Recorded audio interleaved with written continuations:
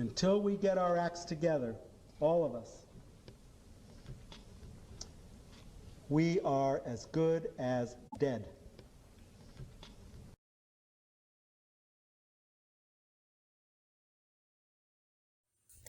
On March 10, 1987, Larry Kramer, a prominent LGBT+ rights activist and author, made a speech at the New York City Lesbian and Gay Center calling for a new AIDS movement. In order to counteract the surging AIDS crisis in the early mid-1980s, he created an organization known as the AIDS Coalition to Unleash Power, also known as ACT UP, which advocated for the research, funding, and destigmatization of AIDS. We are a diverse, nonpartisan group of individuals united in anger and committed to direct action to end the AIDS crisis. By this point in 1987, over 40,000 people in the United States have died from AIDS, and that number would only increase.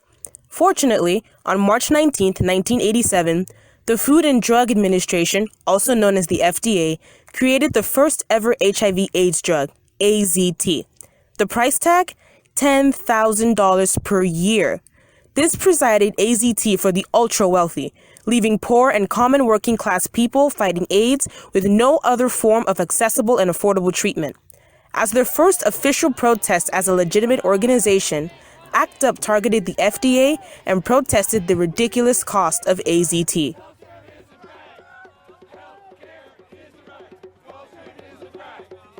If Bill Clinton gets his way, Medicaid will be cut by $22 million. We are also here because the drug companies are not making these drugs available to 90% of people living with AIDS.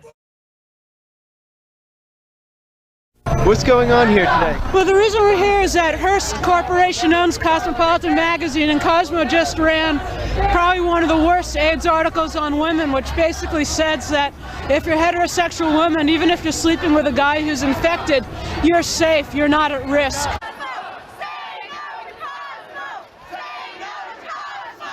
On January 15, 1988, the pop culture women's magazine Cosmopolitan released an article called "Why Women Are Not at Risk for AIDS."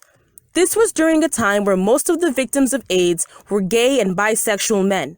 The ACT UP's Women Caucus organized a protest with the slogan, "Say No to Cosmo," in order to raise awareness of the dangerous and misleading claims expressed in the article. The spreading of misinformation during the 1980s was not uncommon. More than 50% of Americans thought that people with AIDS should be quarantined. News pundits and media outlets were raising false alarms, claiming that you could catch AIDS from shaking hands or drinking out of a regular water fountain. And with the minimal funds the FDA and other researchers were receiving, it's not surprising that so many people fell victim to common misconceptions.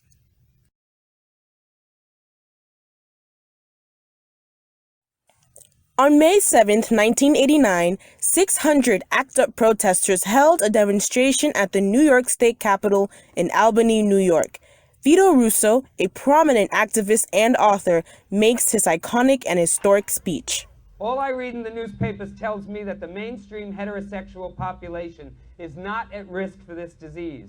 All the newspapers I read tell me that IV drug users and homosexuals still account for the overwhelming majority of cases and those at risk. AIDS is a test of who we are as a people. Vito Russo died of AIDS only a year after he made this speech. ACT UP was gaining more supporters just as fast as they were losing them. By 1989, 100,000 more cases of AIDS were reported. Everyone was feeling desperate and terrified, and some just didn't care. Although ACT UP was making major strides in their advocacy for AIDS research and treatment, the group faced major resistance from prominent figures such as Cardinal O'Connor of New York, Presidents Ronald Reagan and George H.W. Bush, and Republican Senator Jesse Helms. According to Plague, a podcast that highlighted and detailed the relationship between former Cardinal John O'Connor and the LGBT community, they say that the Cardinal was one of the most powerful Catholic prelates in the nation, during a time period in which New York City's own LGBT population were dying from AIDS at a rapid rate. Cardinal John O'Connor used Christianity and Catholicism to justify his homophobic rhetoric that he also ingrained into the minds of his followers. He disavowed the use and distribution of condoms to prevent unwanted pregnancies and HIV, rallied against sex education that promoted safe sexual behaviors, and was in major opposition to abortion, three key beliefs that caused the LGBT community to make him public enemy number one. This is Jesus Christ. I'm in front of St. Patrick's Cathedral on Sunday. We're here reporting on a major AIDS activist and abortion rights activist demonstration, which will be taking place here all morning. Inside, Cardinal O'Connor is busy spreading his lies and rumors about the position of lesbians and gays. We're here to say we want to go to heaven too.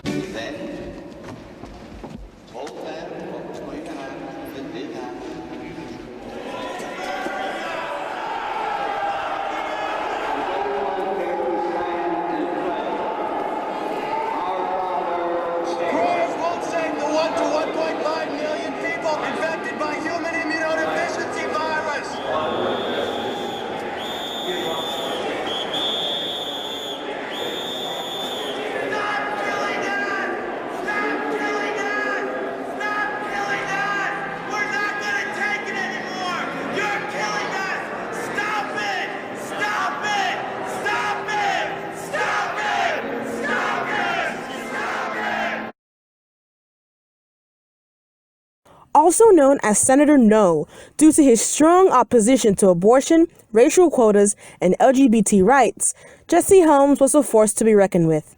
He was characterized as a God-fearing Republican and represented North Carolina while spending more than 50 years in the Senate. On policies regarding public health and the AIDS crisis, he is quoted with saying the government should spend less money on people with AIDS because they got sick as a result of deliberate, disgusting, and revolting conduct.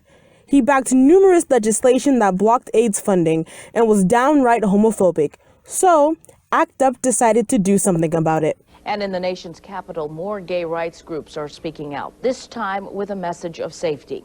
A demonstration by members of the AIDS group ACT UP, known for disruptive protests designed to draw attention to the spread of AIDS.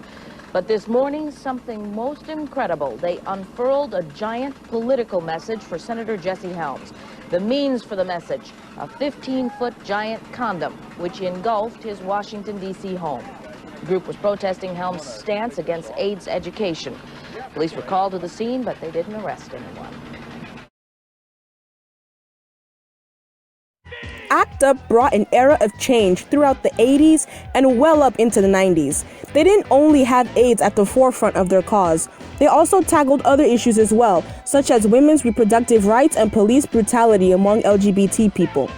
They released informative videos on sex education, targeted bigoted leaders, and demanded immediate action from institutions that made it near impossible to further AIDS treatment and made the entire country listen to them through their outrageous acts of activism and speaking out against those in power because they themselves had none. ACT UP's activism also opened the doors for HIV drugs better than AZT and antiretroviral treatment. Now, drugs like Julica and Biktarvy help people who are HIV positive reduce the HIV count in their blood to undetectable, meaning that it can't be measured in blood trials. Today, more and more people are being open about their experiences with HIV/AIDS, and sex education is being more widely taught in schools. ACT UP's protest against Cosmopolitan's damaging article pushed scientists to do even more research on AIDS, thus causing the public to be more aware of the disease and its risks. But none of this wouldn't even have been made possible if it weren't for Larry Kramer making his speech that fateful day in 1987.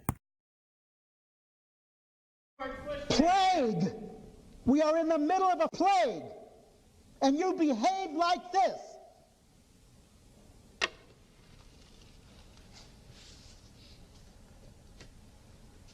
Plague! 40 million infected people is a plague.